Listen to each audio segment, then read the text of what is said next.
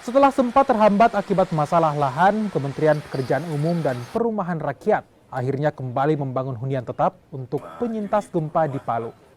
Rencananya ada sekitar 1.055 hunian yang akan dibangun di lahan seluas 65 hektar tersebut.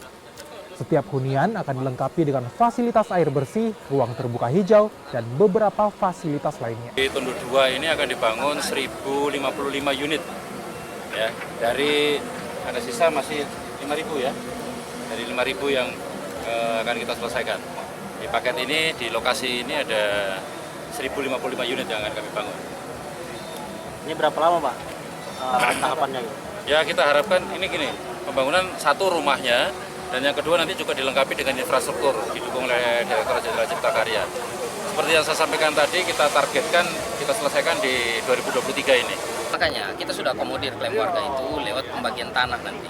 Nah, pembagian tanah itu alhamdulillah kan seperti yang saya sampaikan tadi, kita sudah mendapatkan persetujuan RT RW, RDTR ya, tentang rencana tata ruang wilayah ya, detail ya. Kita punya wilayah. Nah, dalam perencanaan itu kita masukkan gitu perencanaan kota baru. Nah, di kota baru itu kita alokasikan lahan ya untuk konsolidasi tanah bagi masyarakat Tondok. Terus tanahnya masyarakat sini dipindah ke lokasi. Kita berikan mereka lahan. Kita berikan lahan pengganti buat mereka.